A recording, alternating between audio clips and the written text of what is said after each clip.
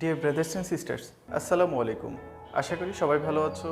গত লেসনে আমরা আলোচনা করেছিলাম প্রিপোজিশন অফ প্লেস সংক্রান্ত। আজকে ক্লাসটাও মোস্ট ইম্পর্টেন্ট। আজকে আলোচনা করব হলো প্রিপোজিশন অফ টাইম, অর্থাৎ সময় সংক্রান্ত যে প্রিপোজিশন, এটা অত্যন্ত ইম্পর্টেন্ট। যারা এইচএসসি বা ইন্টারমিডিয়েট ফার্স্ট ইয়ার বা সেকেন্ড ইয়ারে আছো তাদের জন্য ক্লাসটা খুবই কার্যকরী। তো তোমরা ভিডিওটি শেষ পর্যন্ত দেখবে। শুরু করছি ইন্ট্রোর পর।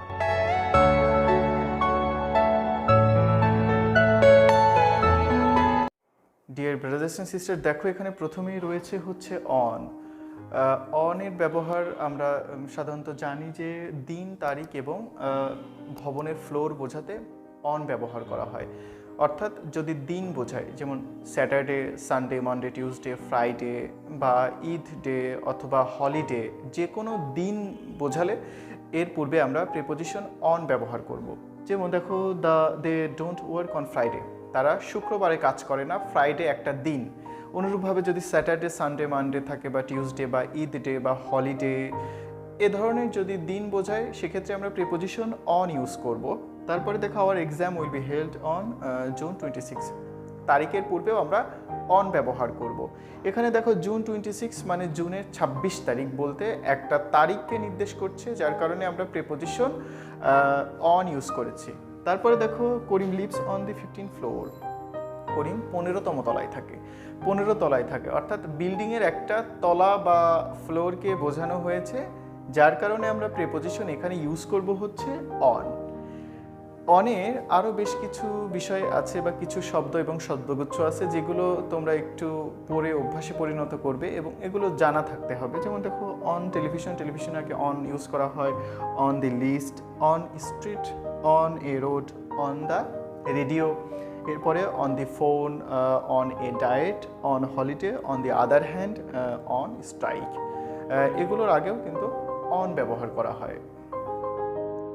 এখন আমরা শিখব অত্যন্ত ইম্পর্টেন্ট প্রিপোজিশন, যেটা খুবই কনফিউশনে পড়ে যাও তোমরা। যেমন অন টাইম এবং ইন টাইম, অর্থাৎ কখন অন টাইম বসে এবং কখন ইন টাইম বসে, এটা একটা কনফিউশন কাজ করে। এটা ইনশাল্লাহ ক্লিয়ার করার চেষ্টা করব। প্রথমে দেখো যে অন টাইমটা আমরা শিখি যে এখানে দেখো যে নির্দিষ্ট সময়, যেমন 9 PM বা 3 AM, নির্দিষ্ট সময় অর্থাৎ 1 মিনিট আগেও না পরেও না, একদম ঘড়ির কাটায় কাটায় বোঝাতে অন টাইম ব্যবহার করা হয়। যেমন দেখো যে the train left on time, অর্থাৎ ট্রেনটা যথাসময়ে ছেড়ে গিয়েছিল। যথাসময় বলতে হয়তো ট্রেনটা 9টার সময় বা 5টার সময় ঠিক কাটায় কাটায়, ঘড়ির কাটায় কাটায় এক্স্যাক্ট টাইম বা 9টার সময় ছেড়ে গিয়েছিল, এরূপ হয়তো বোঝাতে প্রিপোজিশন অন টাইম ব্যবহার করা হয়। এরপরে দেখো, the boy was working on 9 PM, অর্থাৎ ছেলেটা রাত 9টার সময় কাজ করতেছিল। রাত 9টায় বলতে রাত 9টায় বলতে একদমই কাটায় কাটায় বা এক্স্যাক্ট টাইম, অর্থাৎ একদমই কাটায় কাটায় নির্দিষ্ট এক্স্যাক্ট টাইম বোঝাতে প্রিপোজিশন অন টাইম ইউজ করব। এরপরে চলে আসো ইন টাইম। ইন টাইম বলতে নির্দিষ্ট সময়ের মধ্যে বা নির্দিষ্ট সময়ের পূর্বে।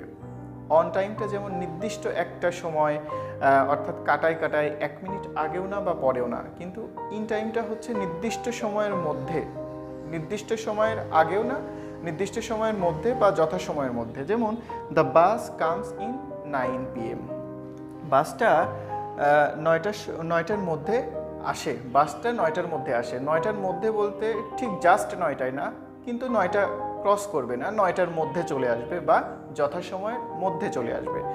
সো ব্রাদার্স অ্যান্ড সিস্টার্স, আশা করি তোমরা ইন টাইম এবং অন টাইমের যে কনফিউশনটা সেটা বুঝতে পেরেছো। অন টাইম হচ্ছে নির্দিষ্ট একদম কাটাই কাটায় বা এক্স্যাক্ট টাইম বোঝাতে অন টাইম বসে, আর ইন টাইমটা হচ্ছে এক্স্যাক্ট টাইম বা নির্দিষ্ট সময়ের মধ্যে বোঝাতে অন টাইম ইউজ করা হয়।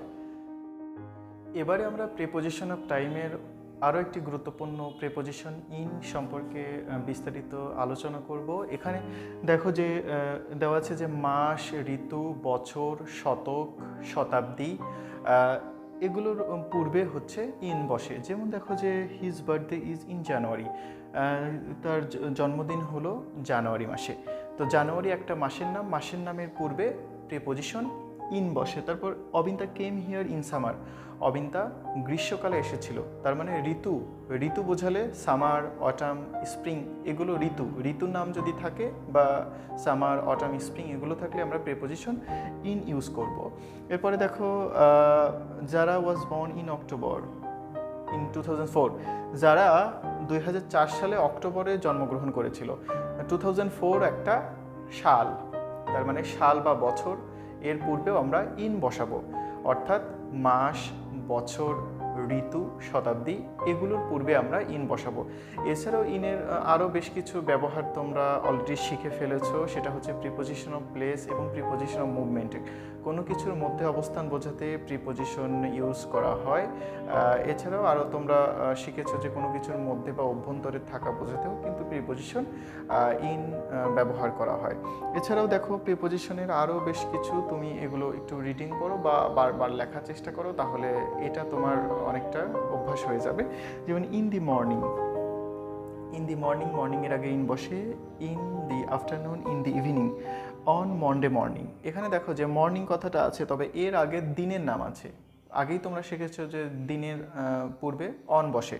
এরপরে কিন্তু অ্যাট নাইট এবং অ্যাট নুন, অর্থাৎ নাইট এবং নুনের পূর্বে আমরা অ্যাড বসাবো, ইন বসাবো না। এরপরে in a moment, in a year, in a car, in a few minutes, in the sun, in bed, in the sky, in pencil. এছাড়াও দেখো যে in country, in a dark, in a row, in a queue, in a week, in short, in the past. এখানে past হবে in a rain. এরকম ক্ষেত্রে এগুলো তোমাকে বারবার চর্চা করতে হবে, তাহলে অনেকটা তোমার জন্য অভ্যাস হয়ে যাবে। এখন আলোচনা করব আরও গুরুত্বপূর্ণ একটি প্রিপোজিশন, সেটা হচ্ছে অ্যাট। তো প্রিপোজিশন অফ টাইমের জন্য অ্যাটও ইম্পর্টেন্ট। এখানে দেখো যে দিনের সংক্ষিপ্ত অংশ বোঝাতে অ্যাট ইউজ করা হয়। এছাড়াও নির্দিষ্ট কোনো সময় বা কারো কোনো ঠিকানা বা অ্যাড্রেস যদি বলে, সেক্ষেত্রে আমরা অ্যাট ইউজ করব। যেমন at dawn, Usha, at noon মানে দিনের সংক্ষিপ্ত সময়। অ্যাট ডাস্ক অর্থ গোধূলি, at midday, at midnight অর্থাৎ দিনে অথবা রাতের যদি সংক্ষিপ্ত একটা সময়কে প্রকাশ করে, সেক্ষেত্রে আমরা প্রিপোজিশন অ্যাট ইউজ করব। এছাড়াও দেখো নির্দিষ্ট কোনো সময়, নির্দিষ্ট করে যদি কোনো সময়কে মিন করে, সেক্ষেত্রেও আমরা প্রিপোজিশন অ্যাট ইউজ করব। I will meet you at 2 PM, আমি তোমার সঙ্গে দুপুর 2টায় সাক্ষাৎ করব। নির্দিষ্ট দুপুর 2টাকে কিন্তু একটা নির্দিষ্ট সময়কে বোঝানো হয়েছে, এই কারণে এখানে অ্যাট বসেছে। উই উইল এছাড়াও যদি নির্দিষ্ট সময়ের কাছাকাছি বোঝায়, সেক্ষেত্রে আমরা অ্যাট অ্যাবাউট অথবা অ্যাট অ্যারাউন্ড বসাতে পারি, নির্দিষ্ট একটি সময়ের কাছাকাছি। যেমন we will live at about অথবা অ্যাট অ্যারাউন্ড 6, অর্থাৎ আমরা অবশ্যই প্রায় 6টার দিকে, প্রায় 6টার দিকে চলে আসব। এখানে দেখো প্রায় 6টার দিকে নির্দিষ্ট সময়ের একটা কাছাকাছি বা নিকটতম সময়, এক্ষেত্রেও আমরা বসাবো হচ্ছে অ্যাট অ্যাবাউট অথবা অ্যাট অ্যারাউন্ড বসাতে পারি। এছাড়াও দেখো যে he lives at 712 Mirpur road, সে 712 মিরপুর রোডে থাকে। একটা অ্যাড্রেস বা ঠিকানা, এই অ্যাড্রেস বা ঠিকানার আগে প্রিপোজিশন অ্যাট হয়েছে। এছাড়াও এগুলো তুমি একটু মুখস্থ করো বা বারবার লিখতে পারো, যে at bus stop, at the same time, at present. এছাড়াও at work, at university, at present, at the top, at the end. এই শব্দগুচ্ছ বা শব্দের পূর্বেও আমরা প্রিপোজিশন অ্যাট ইউজ করব। এখন আমরা আলোচনা করব প্রিপোজিশন সিন্স এবং ফর সম্পর্কে। এখানে প্রথমে দেখো সিন্স। সিন্স অর্থ নির্দিষ্ট সময় থেকে, অর্থাৎ কোনো কাজ যদি নির্দিষ্ট সময় থেকে চলতে থাকে বা হতে থাকে নির্দিষ্ট একটা সময় থেকে, সেক্ষেত্রে আমরা প্রিপোজিশন সিন্স বসাবো। যেমন দেখো it has been raining since morning, সকাল থেকে বৃষ্টি হচ্ছে। সকালটা একটা নির্দিষ্ট, তার মানে নির্দিষ্ট সময় ধরে কোনো কিছু হওয়া, নির্দিষ্ট সময় থেকে কোনো কিছু হওয়া বোঝাতে সিন্স বসে। এরপরে ফরটা অনুরূপভাবে নির্দিষ্ট সময় ধরে, কোনো সময়ের ব্যাপ্তি 2 ঘন্টা 4 ঘন্টা, একটা ব্যাপ্তি সময় অথবা কোনো নির্দিষ্ট সময় থেকে যদি কোনো কিছু ধরে বোঝায়, সেক্ষেত্রে আমরা প্রিপোজিশন ফর ইউজ করব।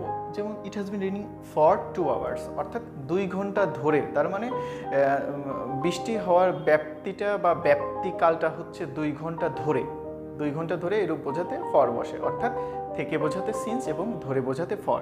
এরপরে দেখো বাইয়েরও বেশ কিছু ব্যবহার তোমরা আগেই শিখেছো, যে প্রিপোজিশন অফ প্লেসে শিখেছো।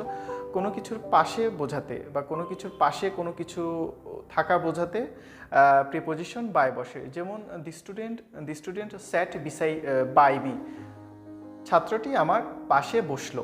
এছাড়াও এখানে প্রিপোজিশন অফ টাইমেরও বেশ কিছু ব্যবহার রয়েছে, যেমন নির্দিষ্ট সময় বা তারিখের মধ্যে।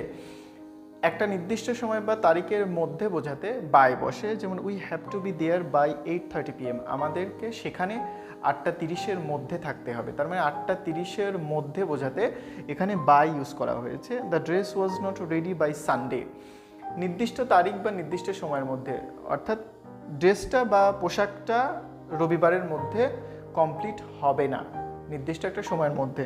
This work is done by him, এই কাজটি তার মাধ্যমে করা হয়, এই কাজটি তার মাধ্যমে করা হয়। প্যাসিভ ভয়েস তোমরা করেছো, তো প্যাসিভে কার্য সম্পাদনকারী যে ব্যক্তি কাজটা সম্পূর্ণ করে, যার দ্বারা সম্পাদন করা হয়, তার পূর্বে প্রিপোজিশন কিন্তু বাই ইউজ করা হয়। Brothers and sisters, preposition of টাইমের আমরা একদম শেষ পর্যায়ে চলে এসেছি। তো আমি একটা জিনিস তোমাদেরকে বারবার বলতে চাই, প্রিপোজিশনটা একটু লং প্রসেস, তোমাকে বেশি সময় নিয়ে পড়তে হবে এবং বেশি বেশি পড়ে তোমাকে অনেকটা ইজি করে নিতে হবে, এবং তুমি যদি অর্থ করে করে পড়ো তাহলে অনেকটা সহজ হয়ে যাবে প্রিপোজিশন, অর্থাৎ প্র্যাকটিসের সময়টা তোমাকে বাড়াতে হবে। তো চলো আমরা আরও কিছু আলোচনা করি। উইথ অথবা উইদিন এটাও ব্যবহার করা হয় নির্দিষ্ট সময়ের মধ্যে বোঝাতে, যেমন বাই নির্দিষ্ট সময় বা তারিখের মধ্যে বোঝাতে ইউজ হয়।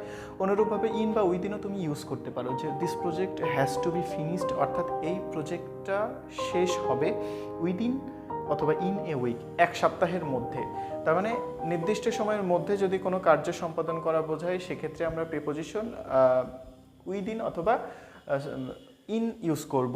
এছাড়াও ডিউরিংটাও অত্যন্ত গুরুত্বপূর্ণ। ডিউরিংটা হচ্ছে কোনো ঘটনা চলাকালীন সময়ের, কোনো ঘটনা চলছে বা কোনো ঘটনা চলাকালীন সময়ের একটা ব্যাপ্তি, যেমন ডিউরিং সামার অর্থ গ্রীষ্মের সময়, অর্থাৎ অলরেডি গ্রীষ্মকাল চলছে, এরূপ ক্ষেত্রে আমরা ডিউরিং ইউজ করব। যেমন he was born during the war, সে যুদ্ধের সময় জন্মগ্রহণ করেছে। তার মানে আমরা আরও বিস্তারিত বলতে পারি হি ওয়াজ বর্ন ডিউরিং ওয়ার, অর্থাৎ যখন যুদ্ধ চলছিল বা যুদ্ধ চলাকালীন সময়, তার মানে যুদ্ধটা অলরেডি চলছিল, সেই সময়ের ব্যাপ্তিকে বোঝাতে আমরা প্রিপোজিশন ডিউরিং ইউজ করব। এরপরে সবশেষে উইথ দ্বারা বা দিয়ে, কোনো বস্তু বা কোনো কিছু যেটি দিয়ে সম্পাদন করা হয়, কোনো কাজ বা কোনো জিনিস যেই উপকরণটি দিয়ে সম্পাদন করা হয়, সেই উপকরণ বা সেই জিনিসের পূর্বে উইথ বসে। উইথ শব্দের অর্থ দ্বারা বা দিয়ে। যেমন দেখো, Faraz killed the snake, Farhaz সাপটাকে মেরে ফেললো উইথ এ স্টিক, একটি লাঠি দিয়ে। উপকরণটা কি ছিল, যে সাপটাকে হত্যা করার যে কাজটা করলো, সেই কাজের উপকরণ বা বস্তুটা ছিল হচ্ছে এই স্টিক, একটি লাঠি। এই যে উপকরণ বা বস্তু, এর পূর্বে হবে উইথ, আর উইথের বাংলা হলো দ্বারা বা দিয়ে। So my brothers and sisters, ভিডিওটি ভালো লেগে থাকলে অবশ্যই সাবস্ক্রাইব করো, আর অপূর্ব দি ক্র্যাব অ্যাপেলের নতুন নতুন ভিডিও যদি পেতে চাও, তোমাকে সাথে থাকতে হবে। দেখা হবে আগামী কোনো ভিডিওতে, সে পর্যন্ত সঙ্গেই থেকো।